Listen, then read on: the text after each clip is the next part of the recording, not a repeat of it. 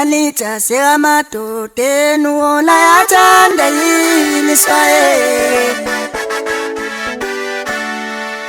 Malita sekamadoda.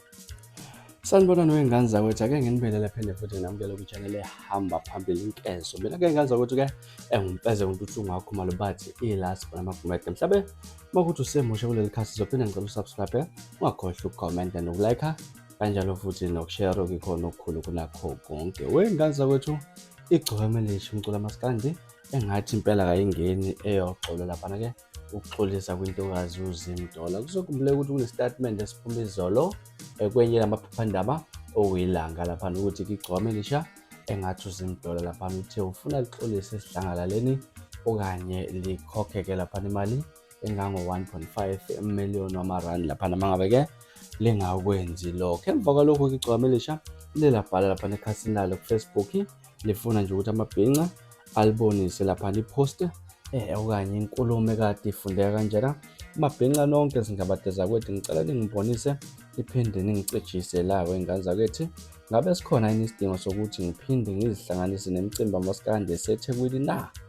Ngisho ngoba sekucacelizwe lonke manje ukuthi ke inkulu impi engilisana yona lapha yana nelithembe elihlezi lingibophela amanqine enyathi unyaka nonyaka kule micimbi kamaskandi eseThekwini. Muva nje uyabonakala ukuthi ugazi lwami lunyuke emawala kubantu abangithandayo, manje kuzwaya ngayo yonke indlela ukuthi ngcolise igama lami, manje akwenzeki. Kulo mcimbi ke wakamuva nje obuseThekwini ngangicushele umgoga kiwo ngenhlanhla ngaphinde ngaphunyuka futhi ngithunyelwa ke ngumuntu wesifazane ukuthi angithuke angikhakhabise kabuhlungu kanje phambi kwezikumbi zabalandeli bami abathenga amathikithi bazongibona. Ngenhla ke khona lapho ngazithoba abantu bebuka, ngabuyela emotweni ngafica inqwaba yamaphoyisa engungiyo imoto yami, ngahleka nakhona lapho ke nangaphatha amaphoyisa athola lutho ngimsulwa nawo wangivulela indlela ngahamba. Ngicabanga ukuthi namanje ke basazibuza nabo ukuthi ngiphunywe kanjani kule trap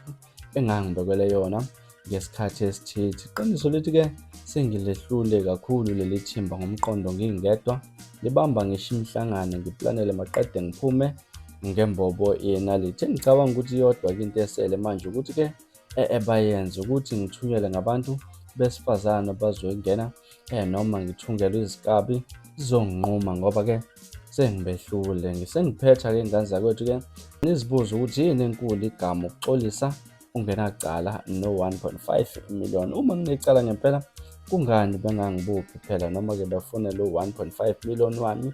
Okwesibili sibuzeni ukuthi kanti yini lena eyayihlele ngesikhathi abesenqumile iyashweba. Mina ke ngidabukela nina ngoba nethanda ukusibona sisebenze sishelana inkundla nezinye izizwe kumnandi, kodwa ngisho ngathi angeke kusenzeka. Kuba ke ubaba umcineko kwamanje nabo baphethe ngokufika ekhaya emdletsheni bazoshweleza ngoba ke babazi ukuthi anginacala, bebesetshenziswe njengosomabhizinisi labo selifa lapha nalapho ke kuzoba njalo ngoba mina ke ngihamba noNkulunkulu kaIsrayeli owavula umgwaqo phakathi olwandle kwavela abantwana bakwa-Israyeli bodwa. Kodwa ke qede kwacila wonke amahashi namakalishi izitha zama-Israyeli. Isinqe sona ngisazoqhubeka nokusishaya ebumnyameni futhi kuyoze kuvama umusa.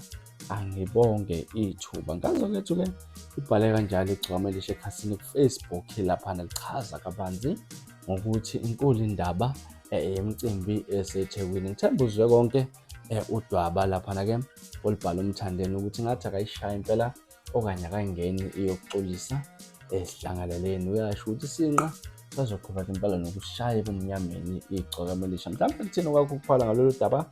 Ake sivele sihlane e-comment section ungitshela ukuthi mhlawumbe lithini olwakho uvo ke ngalolu daba. Mina ngaze ukuthi sengiphuma kanjena, kodwa ngiyanithembisa ukuthi ngiyabuya futhi nezinye izindaba ezilandelayo kwevideo elandelayo. Kwakho ukusubscribe, nibe nosuku olumnandi, nisiphathe kahle, ngithanda khona.